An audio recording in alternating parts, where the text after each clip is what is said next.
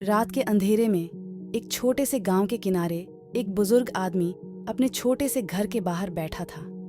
उसकी आंखों में एक अजीब सी उदासी थी, जैसे कि कहानियों की किताबों से उसकी यादें बजती हों। वह सच्चाई का सामना कर रहा था, अपने बीते सालों की यादों के साथ। उसका नाम रामचंद था, गांव का एक मामूला और समर्थ सदस्य। सफलता और सुख के बावजूद एक खास अद्भुत मोमेंट ने उसके जीवन को पूरी तरह से पलट दिया था। रामचंद के पास एक बड़ा परिवार था, जिसमें उसकी पत्नी सारा और 2 बच्चे थे, एक बेटी नीता और एक बेटा अर्जुन। सभी कुछ आम ही था, लेकिन उनकी मुस्कान और खुशियां इन आम लम्हों को विशेष बना देती थीं। उनका घर हमेशा प्रेम और समृद्धि से भरा रहता था। एक दिन गांव में एक बड़ा खुशियों भरा मौसम था। रामचंद की परिवार के सभी सदस्य खेतों में काम कर रहे थे। हरियाली और फूलों की महक चरम पर हो रही थी।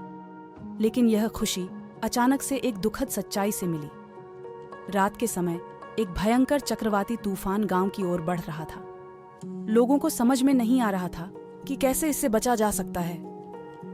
सभी अपने घरों में सुरक्षित स्थान ढूंढ रहे थे, लेकिन तूफान की गांव को अपनी ओर बढ़ा रही थी। रामचंद ने अपने परिवार को एक सुरक्षित स्थान में ले जाने का प्रयास किया, लेकिन तूफान ने उसकी कोशिशों को बड़ी चुनौती दी। उसने अपनी पत्नी और बच्चों को एक पुराने गढ़ में छुपा दिया, लेकिन उसका दिल तुरंत अपने गांव और अपने प्यारे घर की ओर बहुत रहा था। तूफान की आंधी में रामचंद ने अपने घर की ओर बढ़ते कदमों को संभाला। उसने देखा कि उसके पौधों, उसके पुराने देवदार के वृक्ष को तूफान ने अपने साथ ले जाने का इरादा किया है। दिल से रोते हुए रामचंद ने वहां पहुंचकर देखा कि उसका घर पहले ही तूफान की दहाड़ में तबाह हो चुकी थी। उसे बहुत दुख हुआ और पछताप करते हुआ रामचंद्र ने इमोशनल हो गया।